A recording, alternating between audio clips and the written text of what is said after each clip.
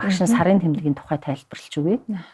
Бүгдээрээ ээжээс төрсөн, бүгдээрээ ээжтэй. За магадгүй эрэгтэй хүмүүс хэлэхэд бүгдээрээ их нэртэй болон дахиад октоцтой болно гэхээр энэ бүх хүмүүсийн мэдэх ёстой сэдв байхгүй юу? Тэгээ бидний өнгөрсөн үед нэг ийм ойлголт байсан. За одоо эмэгтэй хүн бол буцар гэлтэй. Энэ одоо ямар учир шалтгаантай хаанаас гарсныг бид таашгүй. Тэр энд тэгсэн би сонссон гэж би бол тийм мухар юм ярмааргүй байна. Тэгэхээр эмэгтэй хүний савн дотор бурхан ч бүрлдэж төрдөг.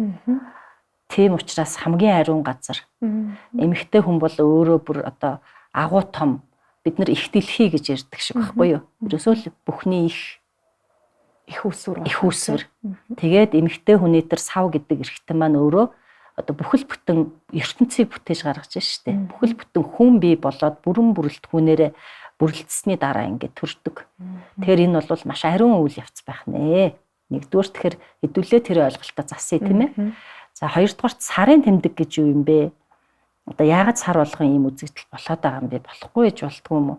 Ойлгохгүй байгаа шүү дээ. Заримдаа тэгэл тэр чин сарын тэмдэг их ирлээг нь, бага ирлээг нь, алга болчлоог нь, буруу болчлоог нь. Тэгэхээр ялангуяа нөгөө хүүхдүүд мань өөрсдөө сайн мэддэг. Тийм. Тэгэхээр нөгөө үндсэн мэдлэггүй болохоор юу болчиход байгаа дээр нь дахиад алдаа гарч эхэлж байгаа гэсэн үг. Тэгэхээр эмэгтэй хүнд одоо хоёр өндөвч байгаа шүү дээ, тийм ээ. Эндээс яадаг вэхэр сар болгон нэг л өндгийс боловсрч гардаг. Нэг л өндгийс. За энэ нь насанд хүрээд эмэгтэй хүн бэлгийн харилцаанд ороод нөхөртэй болоод үр хүүхэдтэй болохын цагт боломжтой бол нэг л өндгийс нь үр тогтох нэ. За тэгтэл одооны охтуудын биеийн хөгжил хурдан болцсон.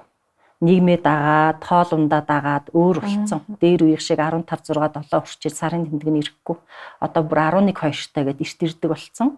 Тэгэхээр нөгөө өөрөө ч том болж амжаагүй байтал нэг тийм үйл явцтай учирч харч энэ чинь стресс буюу нөгөө учраа олохгүй айц хүчс дагаад байгаа шүү дээ. Ээж аав нь мэдхгүй.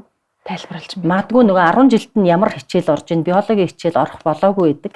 Ингээд мухардаад яваад байгаа байхгүй юу? Тэгээ ямар манай охины сарын тэмдэг ирчлээ би ойлгохгүй нэмчээ гэж л явахгүй л байна л да. Нөгөө өөрөө ойлголтгүй болохоор эмэгтэй хүн ингэдэм юм аа л гэж хэлээд идэг. За тэгснэ нөгөөтхөө ихэнхдээ юу гэж тайлбарладаг вэ? Муу цус гарч байгаа. Тэгтэл миний саяны хэлснээр тэр ариун үр тэнд бүрлдэж бий болдог газар муу цус гэж байх уу? Байхгүй.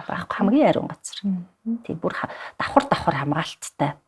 Ерөөсөө тэнд муу юм байх боломжгүй. Байлгадагчгүй ийм ариун газар ахна шүү дээ. Махан бие талаасаа, дархлаа талаасаа, бүх талаасаа ийм хамгаалттай байждаг.